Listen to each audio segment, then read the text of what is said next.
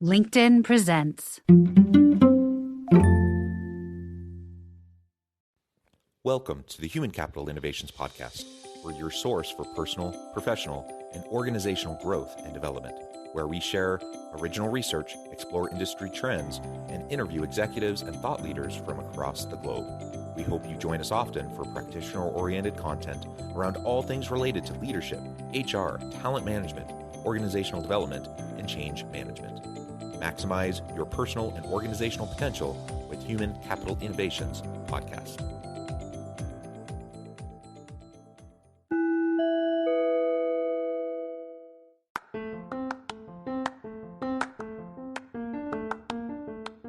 Do you enjoy the Human Capital Innovations Podcast? Enjoy ad-free listening by going to the Patreon page, and please consider contributing even at the producer or sponsorship level.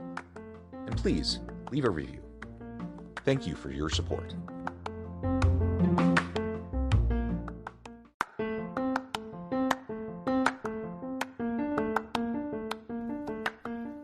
Welcome to the Human Capital Innovations Podcast. In this HCI Podcast episode, I talk with Faisal Hoque about how to transform and lead in the age of creativity, innovation, and sustainability.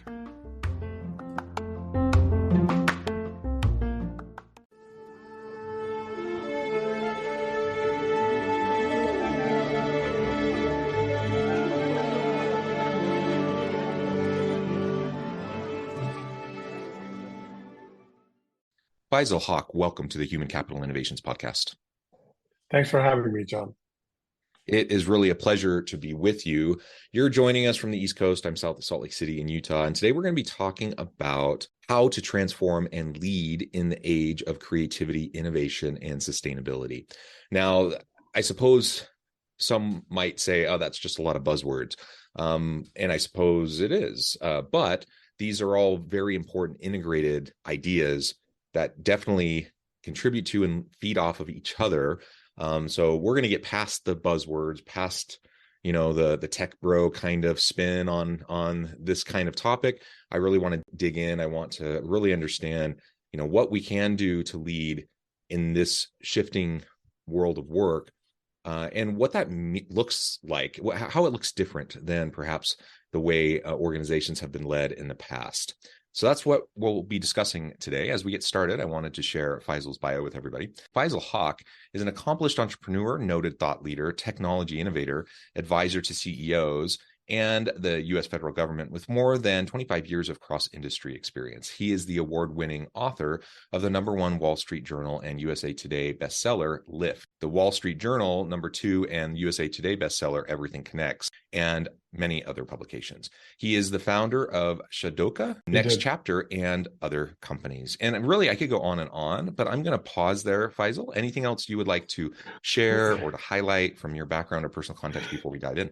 No, I mean, I think that you welcome me very, very, very well. On a personal note, I'm very much into mindfulness and meditation. We'll talk about that in the context of creativity, and I like to cook. So those are two personal notes. Very nice, very nice. Let's dive on in. And I think it's interesting. Clearly, you have been a very successful entrepreneur. You've started companies, had very successful companies. You advise, you consult, you do a lot of important work in the space. Why don't you start by just telling us a little bit about your own path and trajectory and how you got to where you are today? And then we can launch on into this transformation around what organizations in the modern world of work need from their leaders. Sure. So you talked about my successes. Along the way, I had many, many failures because success doesn't come without having failures and learning from the failures. So, I mean, I originally come from Bangladesh. I came to the U.S. When I was in my late teens, started going to school in Southern Illinois University and then switched to University of Minnesota. And then I built my first product in my senior year. That was in 90s when, Windows was coming out and Apple was kind of dabbling with their, the floppy disk Macs. And the market was kind of iffy.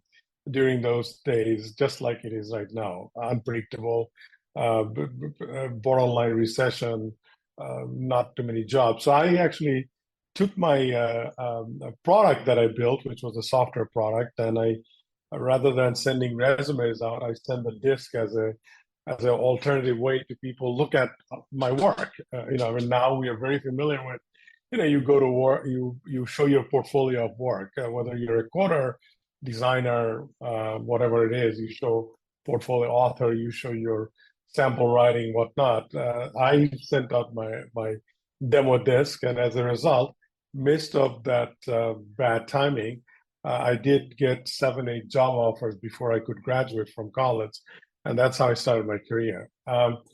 And then, I started, I had a bunch of offers from a bunch of Wall Street firms because my product was focused on regression analysis for the market. But I didn't take those. I took a R&D job at a company called Pitney Bowes, which at those days was one of the very high-rising Fortune 500 companies in Connecticut. That's how I started my career.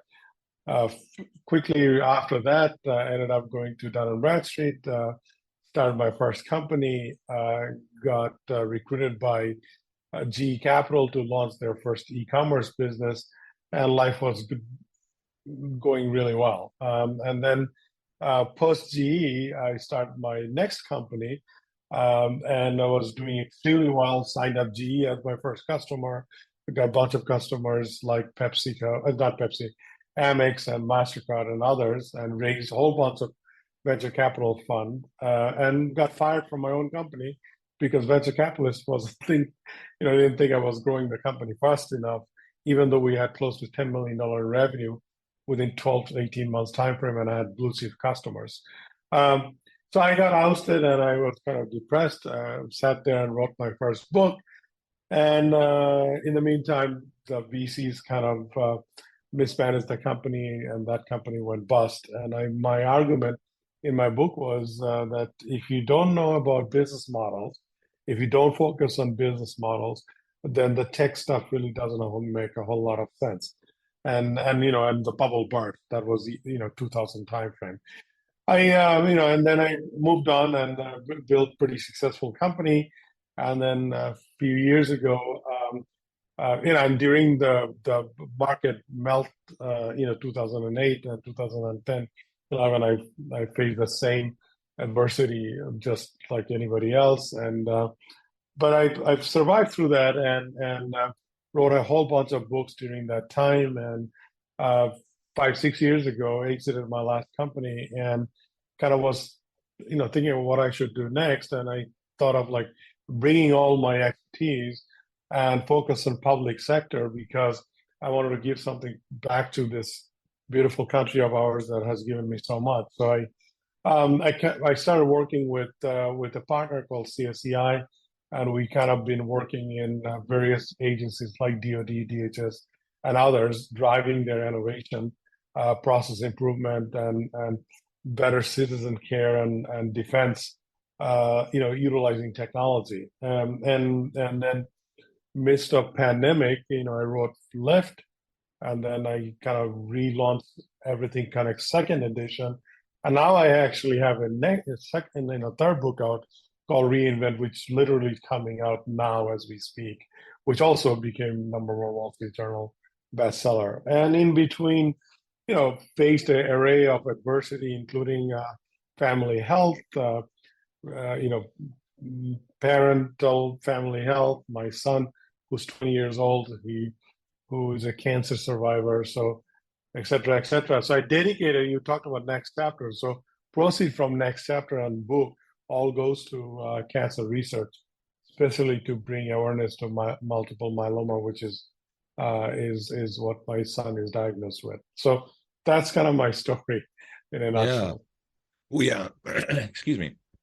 Thanks for the encapsulation of that. I know we could spend a lot of time just digging into all of that, but I appreciate it. And it's great to provide that context as we think moving forward, because you have that experience, the ups and the downs in different organizations, those that you've started, but also in other corporate roles for other organizations. You've seen firsthand how work has been transforming over the last several decades. And you are a thought leader in the space of looking at this continual transformation and how things are going to continue to evolve into the future. So I want to go there next. And maybe if at a high level, if you can talk a little bit about what you saw in the past, kind of where we're at today and where you think we might be in the next 5 to 10 years in terms of leadership transformation, organizational transformation, shifting transformation of the workplace. And then we can dig in more specifically into creativity, innovation, and sustainability.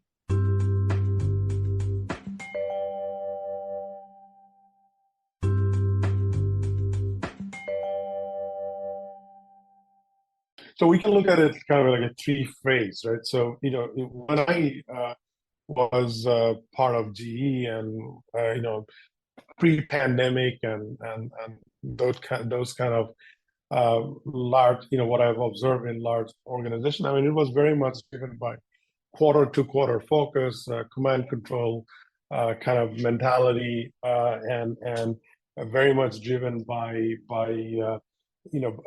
top line growth, not even so much about bottom line, and not so much obviously focused around people and environment and our world as a whole. And then pandemic happened, and all of those things kind of shifted because we kind of suffered together as a society, right? So we started to see this more collaborative, more sympathetic, more empathetic kind of mindset, and obviously we also seen a great number of technological shift that kind of brought on by necessity more than anything else. So we kind of are in that phase where we are a little more empathetic, a little more tech savvy, regardless whether we're technologists or not, and we're a little more quote unquote environmentally conscious, because whatever we individually do does impact everybody else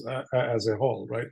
And now we're seeing this, last 18, 24 months, a major boost towards machine learning and artificial intelligence, and both fear and opportunistic mindset in terms of what could those kind of technology can do in terms of how we work, how we communicate, live, et cetera, et cetera. So these are kind of three phases, right? I mean, we've kind of seen the fourth industrial revolution that actually Lyft. I talk quite a bit of fourth industrial revolution. And then it's kind of, now we're getting into this hyper growth.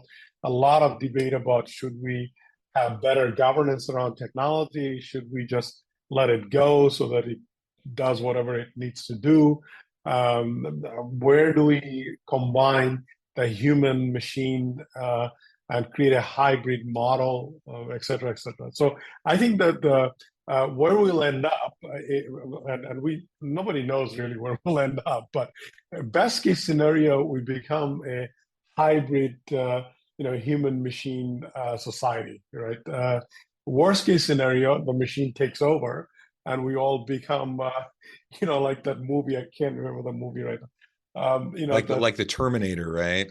Yeah, or worse, that we are in that some sort of a bubble ship, and we're all getting very lazy, and the machines are keeping us alive. Oh, Wall-E.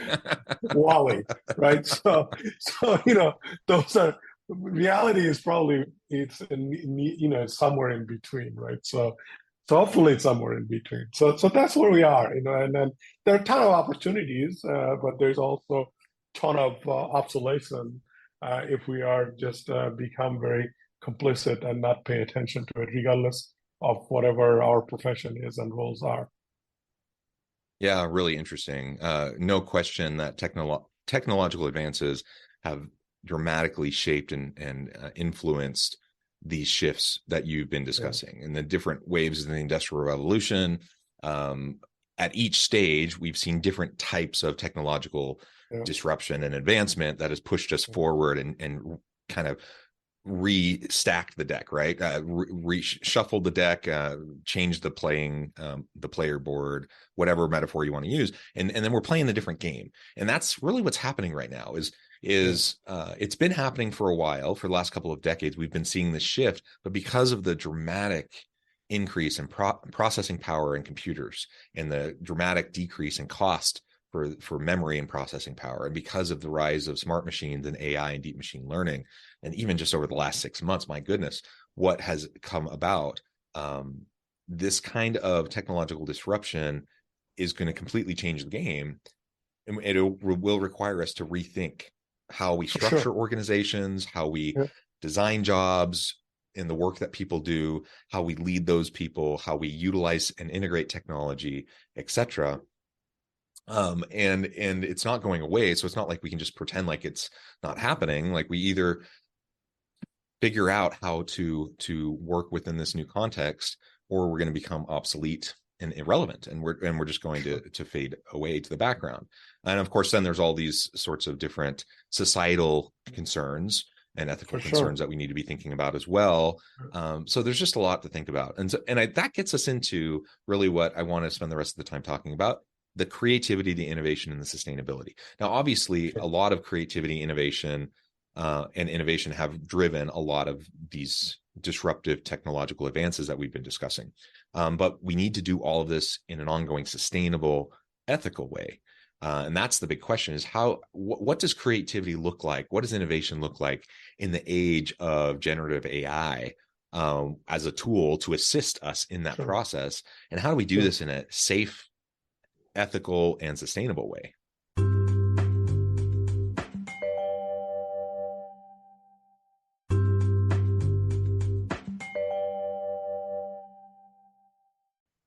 Yeah, look, I mean, first, let's get to a very fundamental human level, right? I mean, the machines are not going to be driven by empathy and ethics, even though you load up every single legal ramification you can find on the planet.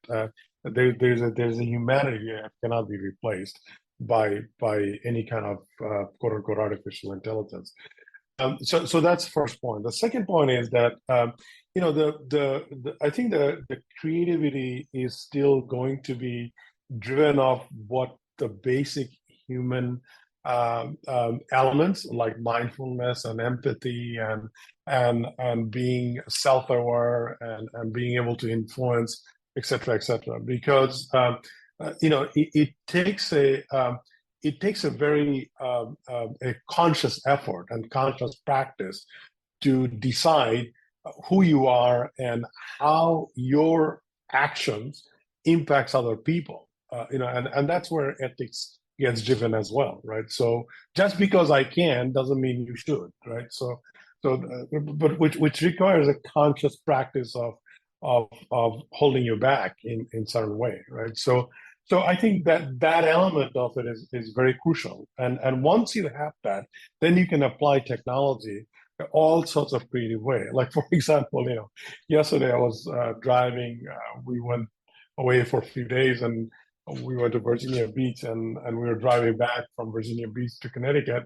And I'm obviously getting a slew of emails and texts and this and that. And I was saying, wouldn't it be nice if I could just say, hey, check my calendar, see whether I'm available, on Monday, and book this meeting, and my AI agent kind of goes and does that, right? So those are helpful way to make you more productive. I mean, I know the phone assistants that we have. It's not there yet.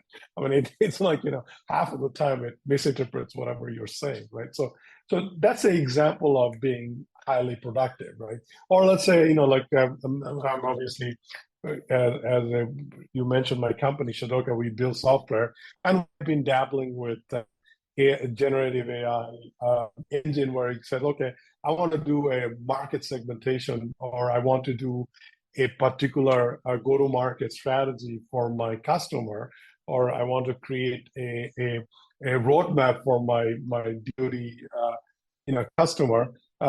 tell me what's out there and pull it in, right? So those are so you can be very creative in terms of utilization of technology. Or when I'm writing, right? I'm saying, okay, I want to write about I want to write about spirituality as an example, right? And it's nothing to do with technology; it's self-awareness. And give me some example of what are the best spiritual practice of the best leaders out there, and show me their path. And I want to incorporate that in my next blog as an example. Right? So these are very example. These are very I just gave you 3 examples of productivity strategy and self development. At different roles, right? One as I'm an executive, 2 I'm providing service, and 3 as an author. And these are very helpful ways to be creative utilizing technology.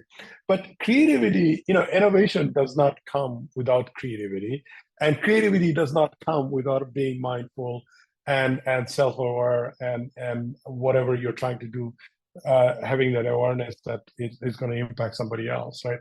And then sustainability comes from establishing systemic way of applying or scaling that innovation and tracking the impact of that innovation if you want to do it in a large scale, not just for yourself, right? So that's the connection between creativity, innovation, and sustainability. So it starts with mindfulness.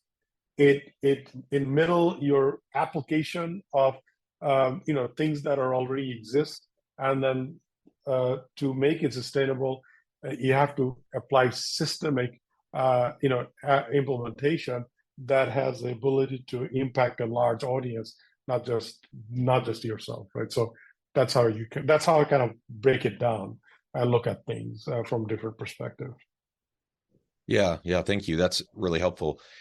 And I totally agree. I think that the mindfulness, the presentism, the making sure that you're in the moment, that all of that, and being able to foster that helps you create the environment in which creativity can occur.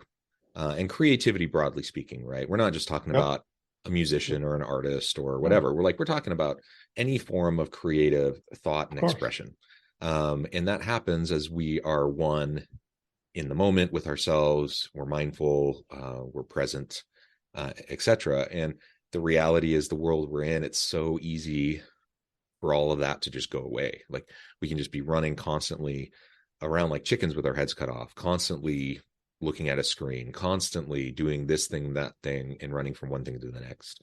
And so we have to very purposefully and intentionally carve out time for ourselves and get in the habit of taking, the opportunity to do mindfulness practices that will help us to foster the creativity, which ironically, taking time away from productive things can actually make you more productive, because it helps you reset your mind. It helps you see things in new ways. It helps you be more creative, helps you innovate, and so you can do things better, more efficiently, more effectively, etc. And ultimately, you can be more productive. There's lots of research on flow states and all of that kind of stuff as well, that all feeds into what we've been talking about. And so I think just really, really, it's important as leaders in the modern world of work, in the modern age, to get past the command control, like you were talking about earlier, to move into a space of empowerment, to move into a space of creating an environment where people are not only given permission, but actively encouraged to pause and to take breaks and to practice mindfulness and to foster that creative and innovative environment. I'm not sure there's many more important things modern leaders can do than to foster that within teams.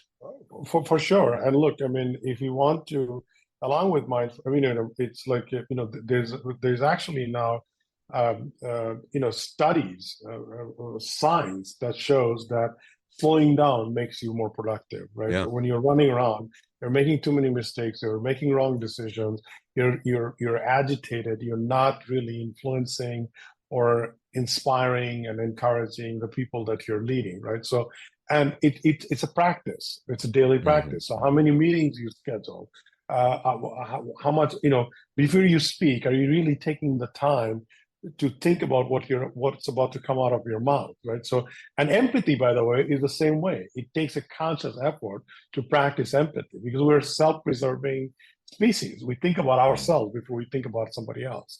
So it takes a conscious practice to think about other people. And why do we want to think about other people? Because if you can't think about other people, you cannot create an environment of encouragement, influence, and inspiration, let alone create an environment of sustainability. Because if you are not empathetic, how can you think about what's going to be the long-term impact? Because long-term impact is not instant gratification. It's not about instant gratification, right? So, I mean, and we rushed. I mean, as a society, we are very much, soundbite driven, very much driven by whatever fad and that's trending, and we just rush things through without really thinking about it. I mean, you can argue, like this is a controversial topic, but you can say, okay, did the EV market really making our climate sustainable? Because if you look at the impact of those batteries, we're not quite there yet. It's a good effort. It has awakened a consciousness that we need to protect the world, but I don't know whether saying that every EV car is going to help us to protect the environment, right? So you have to go beyond just the basic notion of what's really impactful and think through but that takes conscious practice, right? So recognizing the complexity, the nuance, and moving towards sustainability is always important. Faisal, this has just been a great conversation. I know at the time I need to let you go here in just a minute, but before we wrap things up for today, I wanted to give you a chance to share with the audience how they can connect with you, find out more about your work, and then give us a final word on the topic for today. Look, I mean, you can find me on the internet. Obviously, FaisalHoque.com is my website. There's all kind of resources out there. As I said, my books are not for commercial reason. All proceeds goes to cancer research. So feel free to, anybody out there, feel free to take any of this and use it any way you like. No bones from my part. And my final last word is that practice mindfulness, practice empathy, practice creativity, and that's the way to go forward. Wonderful. Faisal, thank you so much. It's been a real pleasure. I encourage the audience to reach out, get connected, find out more about what Faisal and his team can do for you. And as always, I hope everyone can stay healthy and safe, that you can find meaning and purpose at work each and every day. And I hope you all have a great week.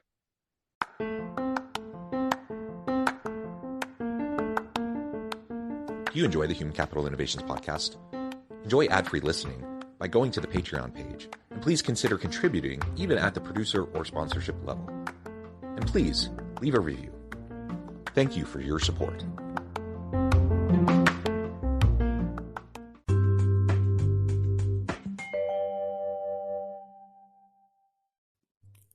Thanks again for joining us for this episode of the Human Capital Innovations podcast.